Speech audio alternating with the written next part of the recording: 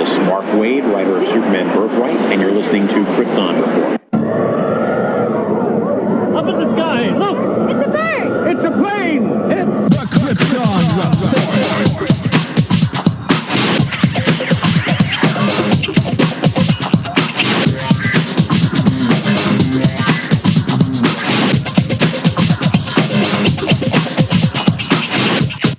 Host Tyler, and welcome to Krypton Report, a podcast dedicated to all things Superman, Supergirl. We're going to look at the Supergirl TV series as well as the Krypton TV series, anything that has to do with the characters in their world. Comics, movies, TV shows.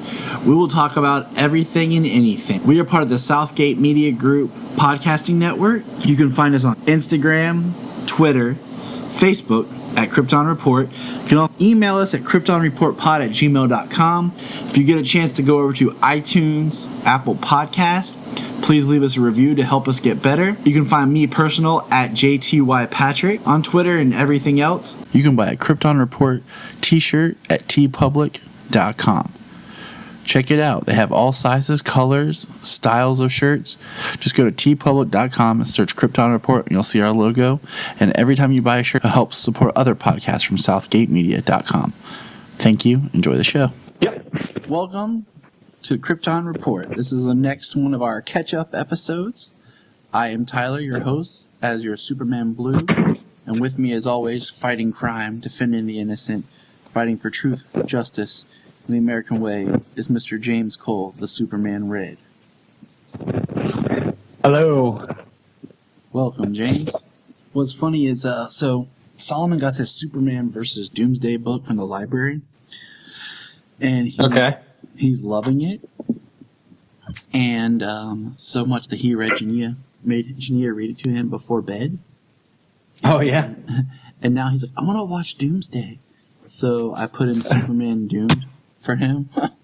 He's upstairs watching it with my wife, getting ready to go to bed.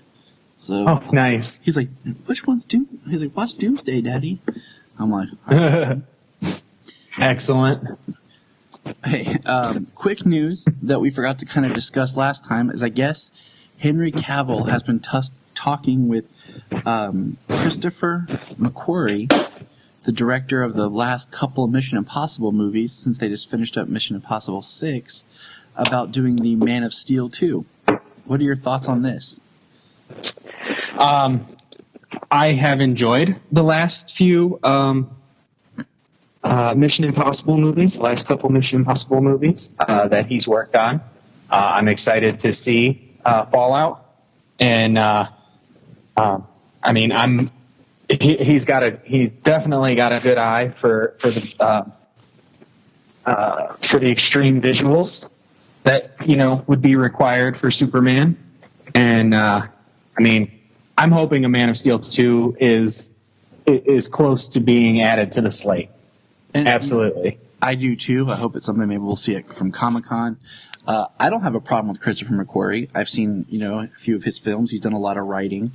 I've been impressed with his action. And obviously, I mean, Tom Cruise is a superstar, quote unquote, and but he's worked with him multiple times. And then Cavill just worked with him and seemed to like him, or else he wouldn't be talking with him. So, and we all know that Cavill's passionate about the character and bringing the character back and really continuing on what he set up in Justice League. So yeah, I'm cool with it. Not who I would have picked, but definitely not a bad choice at all. Yeah, Henry Cavill is very passionate about playing Superman. It's great to have somebody with that much passion who loves playing such an iconic character.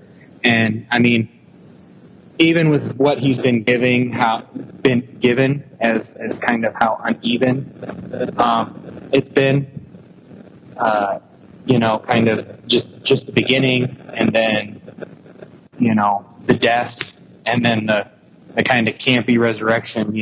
What he's been given, he's done a great job with. And, I hope another standalone movie, he'll be given a lot more to work with.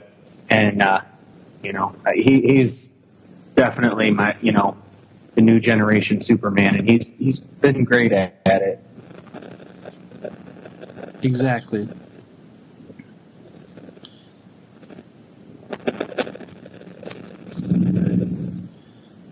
And then the I like.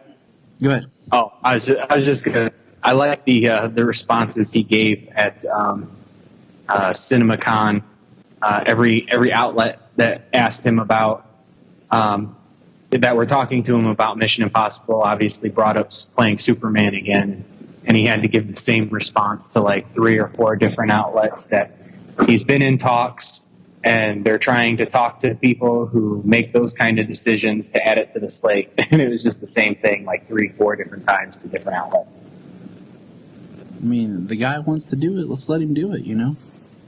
Oh, big time. If he has the passion for it, you know, he obviously does. I mean, just to get in physical shape to be Superman, you know, which, you know, he's done an amazing job with that as well. Yes, he has. Now, the other big news, which is multi-layered, is they officially announced the DC streaming service, which they are calling DC Universe. We don't have a date of when it's launching, but we got the logo for Titans, Young Justice Outsiders, the Harley Quinn animated series, and then they announced another live-action, only on DC Universe show that's going to be produced by James Wan as Swamp Thing. I am really excited about that. I used to watch the movie and the TV show with my grandpa back when I was a little kid, and I watched the animated series as it was short-lived. And Swamp Thing's always been an awesome character, and he's in you know, especially media like movies and cartoons and stuff. He's been underutilized, and he's a great character. I totally agree with that. He has been underutilized. I was a little disappointed by his limitedness in Justice League Dark. Once you get into the green and the red and the rot, it's really interesting. And I love James Wan. So I'm really excited to see where this goes. Yeah, well, definitely with James Wan's history in the horror genre, you know, the dark, the swamps, the you know, possibly even like eco-terrorism type stuff. I mean, it could definitely be an interesting show. Looking forward to seeing what comes out of it. I agree. So here we go. We're going to get into it. We're going to start, and we're going to discuss Krypton's 6th episode, Civil Wars.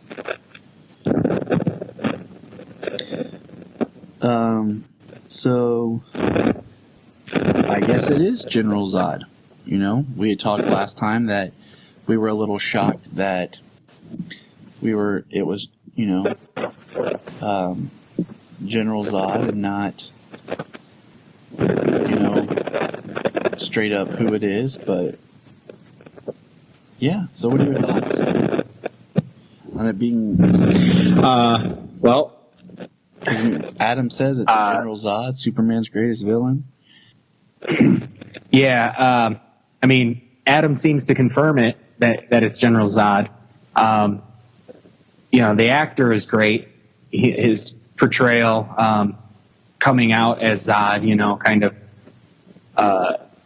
saying who he is, saying how much he respected Seg's son, and then no matter the differences, you know, the reason that, you know, Kal-El turned his back on Krypton, you know, I think that's kind of, you know, that's his outlook on it. Obviously, we all know different, you know, from Kal-El's point of view, but his outlook, he's doing a good job, and I think the way he was talking, he sounded manipulative. You know what I mean? Trying to give information that Seg doesn't know about the future to try and, you know, manipulate him in that present time.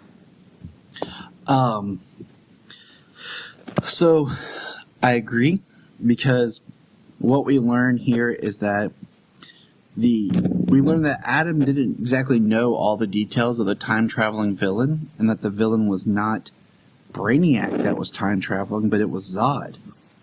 So the Yeah. Brainiac that we are dealing with is the Brainiac of this time. Yeah, it was just a pretty big revelation of the season. You know, it's the 6th episode, and the entire time it's believed that Brainiac has come back to stop Kal-El, when it's actually he's just there. It's the history where he does take Kandor City. Yes, and it's because of taking Kandor that starts to shake the core of the planet, thus causing, the destruction of Krypton. We do get a Hall of Justice reference. Well, at least that's what Zod says is the taking Kandor City was the reason for it. I mean, that could easily be a manipulation of Seg. Oh yeah, we're going to go with it for now, but yeah, it's possible, but it could be true. I mean, in a lot of ways, people have said that Michael Shannon Zod in some light could not be the villain, depending on your point of view. Mm-hmm. I still don't understand why he wanted to destroy Earth and make a new Krypton when they could just adapt and live on Krypton like gods, and raise a whole new generation of Kryptonians on Earth that have amazing powers. But whatever. We're still trying to figure out how the lineage of Zod being Lyta's son and everything, and how the names work, and who the father is. So we're going to that's just something to keep kind of in our mind as we go through this episode and this little arc continues, see if we can piece some things together. The curious thing about the lineage there is, he's General Zod, but wouldn't, if she were to marry somebody, say Dev M, wouldn't she be an M at that point? Yep. Or do they just take the name of or is it like the higher ranking name? See, that's is the one that is carried over. All right, I don't know. So this is kind of jumping ahead in my notes here, but we learned that Darren Vex married into House Vex. Mm-hmm. So he wasn't a Vex before. And we learned how, Seg was going to be dubbed a Vex and everything. So, I mean, we're kind of learning as we go and kind of piecing it together about, who, what, how the lineage and the name system works. So we're just going to kind of keep our eyes peeled for clues and everything as we get closer, through all of this season. Yes. The next big thing I have is, first of all, I am going to just state this up front. I hate the capital of Krypton is called Kryptonopolis. Okay, I think it's stupid. Yeah. Kryptonopolis or Krypton, however they want to pronounce it, I think it's horrible. Okay? I just think it's bad. But we see that they're trying to get Dev M onto their side of helping with the coup, along with Primus, to save Lyta. We hear Zod talk about Kal negatively, and that angers Adam, but then Seg is kind of leaning more towards Zod's side when Seg finds out that Adam didn't so much come to stop Krypton from being destroyed in the future as much as at the moment to save Superman, and that kind of causes a problem between the two of them. Mm-hmm. Yeah, the him telling him that Krypton was going to be destroyed in 200 years. That really drove a wedge in between the trust he had for Adam at the time. And you know what? This season is, I don't know if I want to see Adam Strange carried over into a second season, because I feel like they're not really giving him anything to do at the moment. They're not really making him Adam Strange. You know, it's like this is a chance to introduce a new character and do something, but right now all we're getting is just a character named Adam Strange. Like it could be literally anybody right now.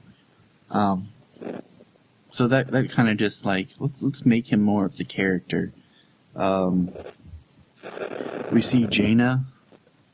We have a Sagittarius Guard officer that comes and reporting on behavior, and Jaina has to take him out like a boss,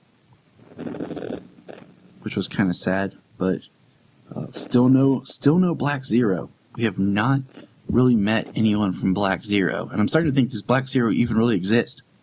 Yeah, it kind of seems like it's used as an excuse or maybe even a terror tactic from the Voice and the people underneath him to kind of keep people in line and him in power. Exactly. So they've never been able to have any real evidence about its existence. Una is so sweet. She hugs Brainiac the Voice. And then we get into what the most interesting part, I think, in the episode is the symbol that's guarding the weapon that Zod is talking about is a sigil of the House of El and the House of Zod symbol imposed together. Yeah. When I first saw it, I was like, that's obviously the L sigil in there, but until they got closer to it, I was like, well, that looks like the L and the Zod symbol overlapped. And then, did you catch the reference that Zod makes about kneeling? They say, get down. I don't recall. Kneel down, and he says, not a position I'm used to actually having to take, or something like that. Oh, yeah. Yeah, I do recall that now. And then we see what the actual weapon is that can destroy Brainiac, that's violent and destructive. And what was that weapon? Doomsday. And he looks sweet. Like he's all frozen looking and like encased in ice, but he looks like Doomsday. Like he looked good. Bones out and everything. Yeah, he had bone protrusions in his face. The way his arms were crossed, you could see the bone protrusions from his arms. His face looked a little more, I don't know, maybe a little more closer to the comic book adaptation of Doomsday's face. Little less, I guess, Ninja Turtle, as people have referenced Doomsday from BBS. I just got mad that I wish he wouldn't have got to be basically like look like a little giant electric circuit and just like had grown more bones. Like he just had bones ripping out of him more as they fought him, and he didn't turn into like an electrical looking monster. The electricity thing is what really like bugged me about it. I mean, it didn't really like bug me, like the I don't know, the energy projections that he had going on. But, I mean, that was odd just to see how it kept, just blowing up like that, bigger and bigger.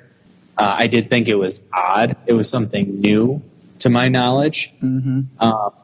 But I thought when they were doing Doomsday, and from the early shots of what he looked like, I thought that, like, in the fight, as, Superman and Wonder Woman were hitting him, I would have thought that maybe, like, as they were hitting him, like, bones were breaking, things like that, and protruding, but each time he got hit, he would become stronger, and that the bones would just keep, like, popping out, and by the end, he would look more spine, razor sharp bones sticking out like bone protrusions.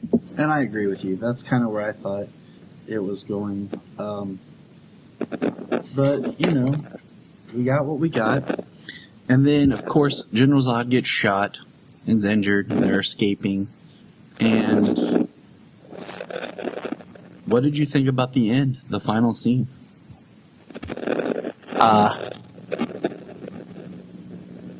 That was pretty wild. It kind of reminded me just a little bit of Brainiac on Smallville, using his liquid metal type tentacles to get people in the head, Yep. But the way it was just like mass, they were there to assassinate the Voice, and the Brainiac sentry in him. He was like, nope, ain't having this, and boom. It takes them all out in the mind. Like, he just, I was like, wow. It was intense. Right. The one thing I did like about this Doomsday was he wasn't like as giant as the Doomsday in the movie.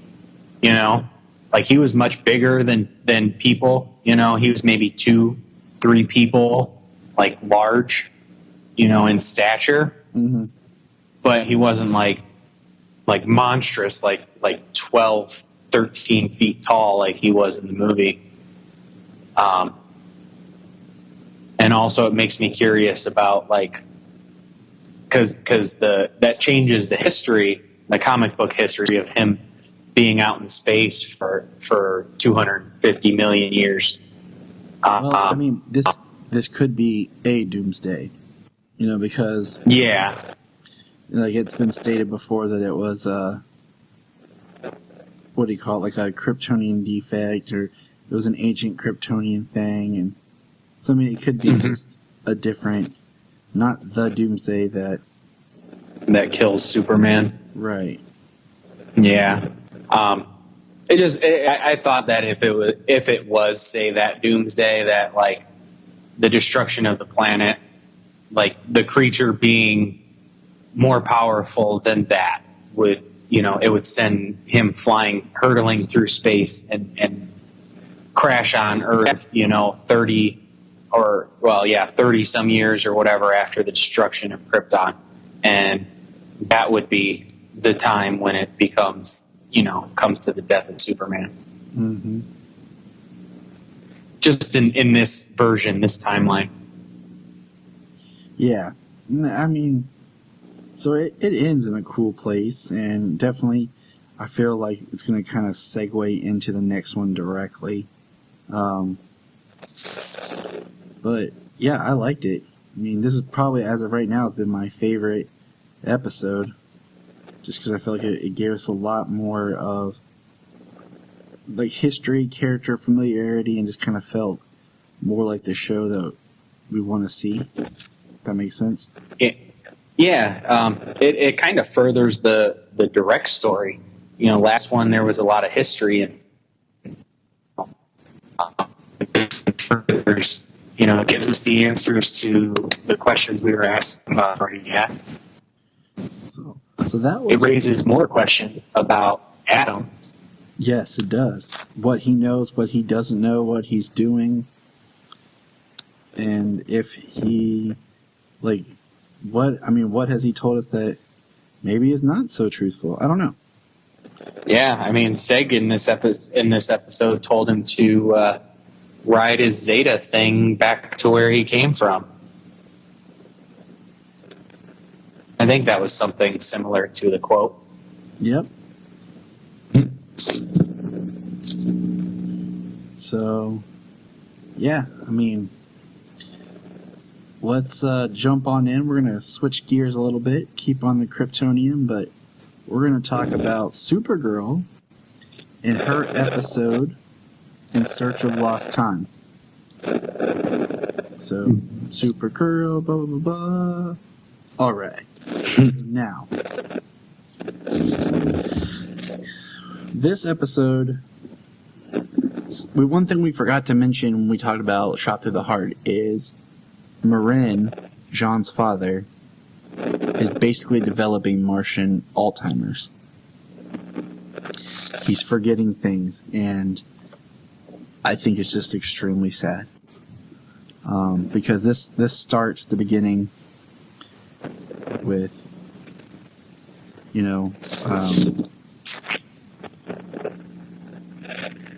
what do you call it? They're playing charades and everything and having a good time, and there's things that you can just see, like in the subtleties of the acting about, Marin and what he's suffering. And one thing I really liked was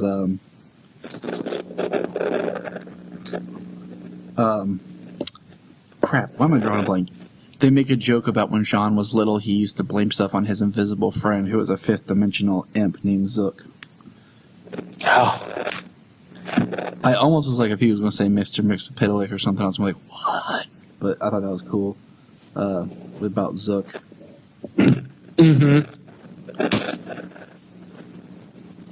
Yeah, the acting in this whole thing, from Jean's father to Jean himself, and the relationship that they have with Alex in this whole thing, because Alex was the one who determined that he was having these memory problems.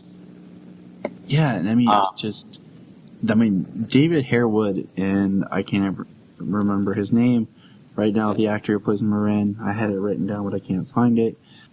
This is great acting from them. Like, this is emotional, like, heart-beating, heavy acting. Yeah.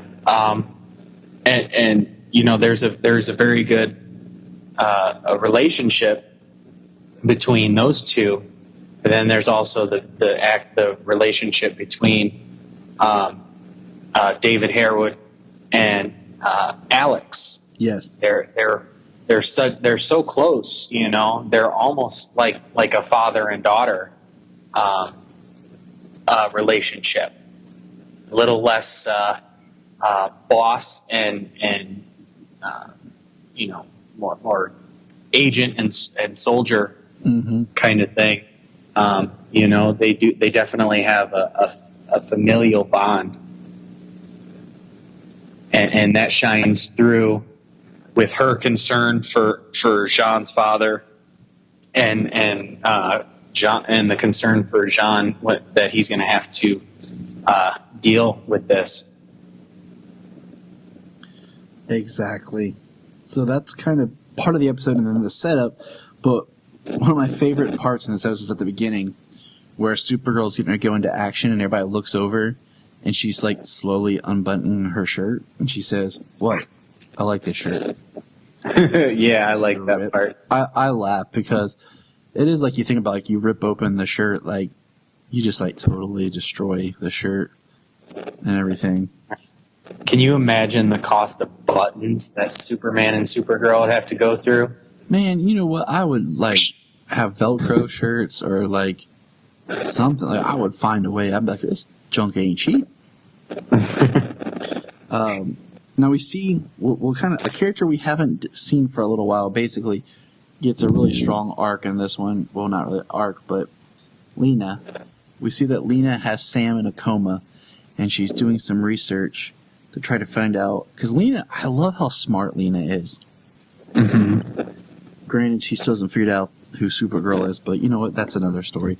But, she's trying to figure out what's triggering Sam to become Rain, and I love that she pulls up like this timeline of when Sam's blackouts are and the activity of Rain. But what I can't help but laugh is, can you not put two photos up like together, one of Sam and one of Rain, and be like, don't you kind of look? I mean, like, don't you guys look the same? Right. And with shape-changing aliens and things like that, I mean, how can you just trust the picture? I guess. You need a little definitive proof. I really wish that the Rain mask was more like bone, like that, like her face changed or whatever, and had like this protruding bone in it. It didn't just look like her with goth lipstick or something. Yeah. The interesting thing about that, the change though, is Lena does say that her DNA changes. Right. As Sam, she can be hurt, but then as Rain, she's so powerful she can't be hurt like that. As long as they don't use black kryptonite to split her Kryptonian half from her human half, I'm good. Okay? Absolutely. But it also makes me wonder, are all the world killers Kryptonian based? Or are they just more like... Because Rain seems to be very based on Kryptonian powers. Like an anti-Supergirl. But the other two are different. They feel more like, for lack of a better term, science experiments. Kryptonian science experiments. The world killers, where they're made by that cult. But we get, Wynn makes the comment that he fixed Mon-El's old suit. And that the suit was made from studying, Supergirl and Superman's suit. And frankly, when he walks out full-on suit, like, his boots look better than Superman's boots. Like, what they did with the Mon-El suit, I wish they would, like, the way the belt looks, the boots, and, like, just the added color of the blue streak. I wish they just reversed that in the Superman suit. Mm-hmm. Like, give us that same kind of belt with different colors, and give us those better-looking boots than you did for the Superman suit. And I really want Mon-El to meet Superman, because I'm, like, really liking Mon-El this season. At this point, he's the more experienced hero. In the second season, he was only there for a matter of months, and then he travels in time, and he is a hero with the Legion for 7 years. Yeah. So at this point, he's got 4 years more experience at being a superhero than Kara does. And so his character is matured. Yes, and we'll bring that back up here in a minute, with what Kara says. Side note: somehow they really need to have Phil Morris, the actor, appear in Supergirl in some relation to John. Like, if they could get him in here in some way, in a flashback or something before Marin is gone, those are like the 3 Martian Manhunters. The voice from the Justice League that I associate when I read a Martian Manhunter comic or a character, the current, and then the Smallville version. We just need that. But I like that they were like studying footage from the Supergirl and Rain fight, and how they were really analyzing her footwork and Mon-El, like just the way he talked about she's more of a raw, she's a creature, she's toying with her food kind of thing, and how she's acting towards Supergirl. I thought that was really cool. Like, they're actually taking it up. Now we do see Marin and Jean talking, and Marin makes a joke about Zook. That was pretty funny that he had Jean, like, believing for a second. What is your thoughts on the Jimmy-Lena relationship?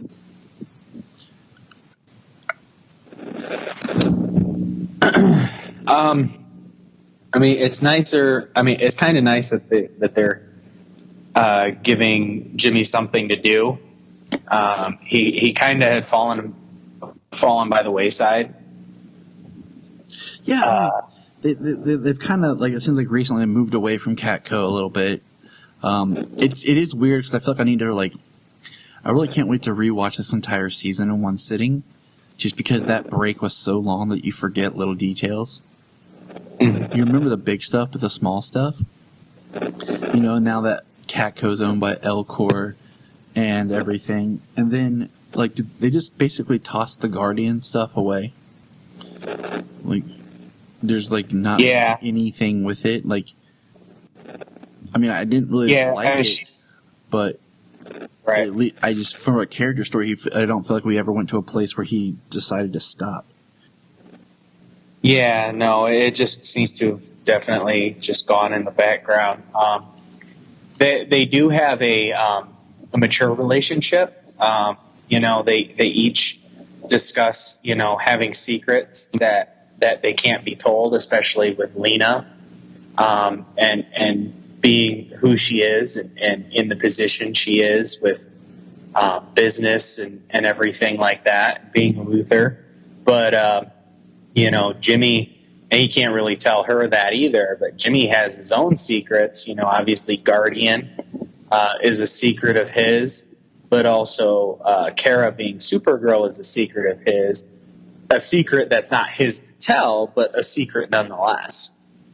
Yeah, exactly. Because, I can't remember if there's a line coming up, but I just can't remember which episode it was in. If it's on the new one I just watched, because I kind of was watching through all of them, which I didn't mean to. It just kind of happened.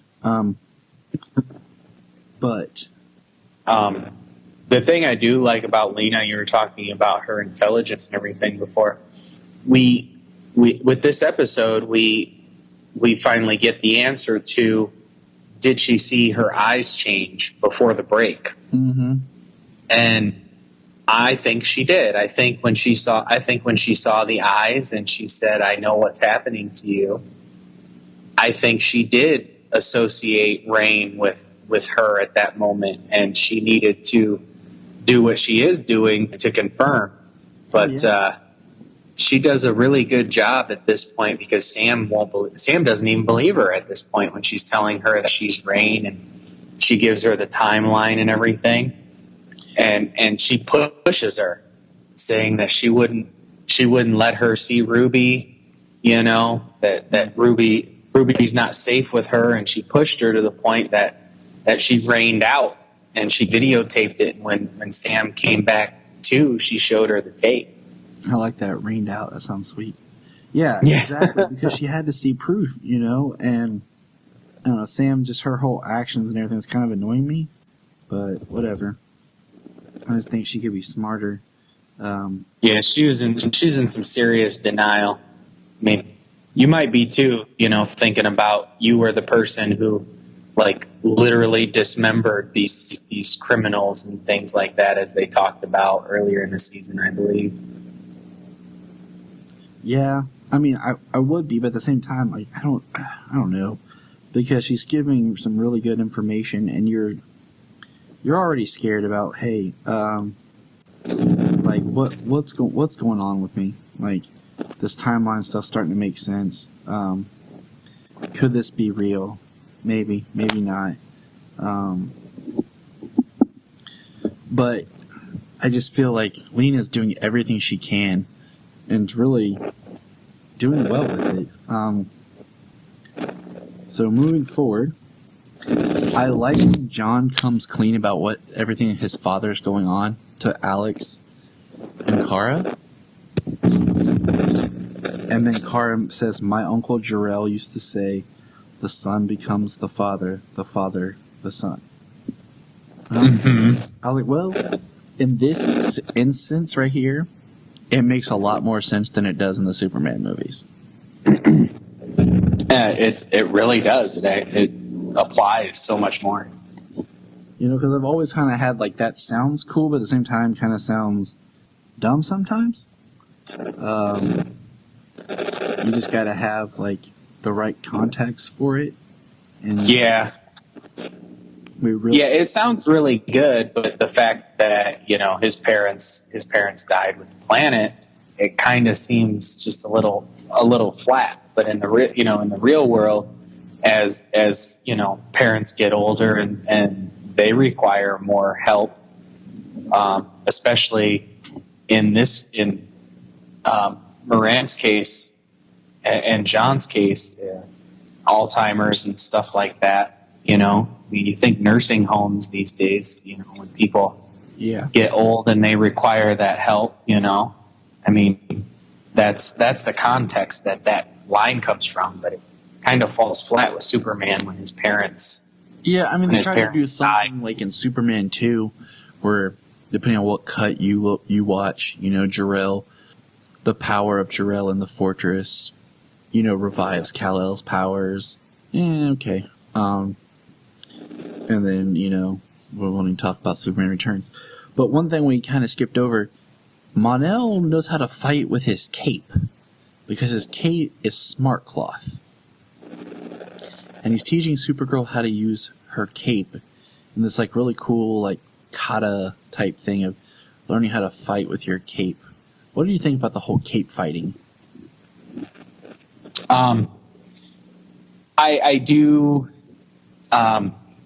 I think it's a useful tool in the fight. The best part I enjoyed about it was the hologram of her fight with Rain, trying to pick apart her fighting style and focus on weaknesses that she could exploit, especially with using the cape. Yeah. I feel like they're going to have to find some sort of like big way of stopping Rain. It's going to be something more than just like hand to hand. Yeah. Now the other thing is what we learn is Marin is doing a Martian prayer technique that moves memories to the part of his brain that's functioning the best. But when he's doing it, it's letting out psychic bursts. Now, that was the catalyst that caused an issue at the beginning of the episode where Supergirl fought, I can't remember the alien type, in a photo booth, which was hilarious. Because they're really susceptible, because they're empaths to the psychic energy. And he starts doing it while he's at the DEO, because Jean brings him to the DEO, trying to think he can protect him. And then it causes Kara to kind of go off the deep end and fight with Mon-El. It causes Wynn and another agent to start fighting. It causes all the prisoners to get freed that are in the DEO. I thought that was kind of crazy, because like we got to see all these prisoners, and then just aliens we hadn't seen in a while. But my favorite line is when you hear a person scream "Winslow shot," and Wynn says, "Pam from HR?" And, it's a very emotional when Jean eventually has to convince his father what he's doing. And his father basically starts running from him.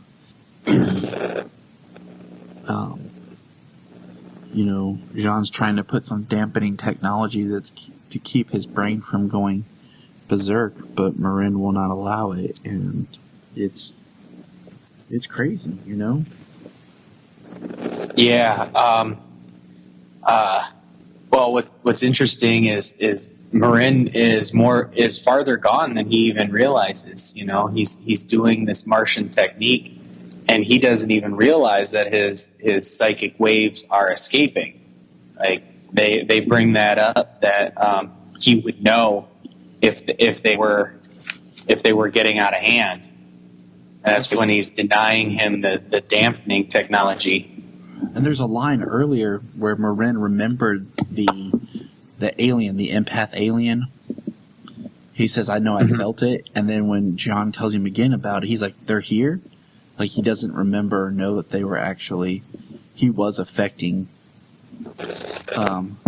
that alien. So, and I mean, that's pretty much the episode there. It ends with Kara and Mon-El flying and a bunch of dead birds falling. Oh, that was a really interesting shot to end on. Yeah. Signaling that pestilence is the next episode. So, what I did like in that episode, real quick, was we saw all those aliens that were captured escape, and the White Martian came out fighting. And John, last time he was fighting some White Martians, he got handed to him a few times before that. But this time around, protecting his father, he really gave it to that White Martian and put it down. Oh yeah, he did, and I really love the story of the father and the son. Maybe because I'm a father with a son. Mm-hmm. Like it gets to more so now than it would have before. Yeah, it's a different thing after you have kids. Things affect you differently. All right. So, what would you rate on a 10 scale? What would you rate this episode of Krypton? And then, what would you rate this episode of Supergirl? Well, this episode of Krypton was a step up, a step in the right direction. Krypton is easily a 9. I agree. And then this episode of Supergirl, very good, very emotional, some good high action beats, and as a second episode in the return, a very strong episode, and I'd probably give it a 9 as well. All right. That is our thoughts this week for Supergirl and Krypton. Stay tuned for some more information. And remember, look up in the sky. You can find us on Instagram, Twitter, Facebook at Krypton Report. You can also email us at kryptonreportpod@gmail.com. If you get a chance to go over to iTunes, please leave us a review to help us get better.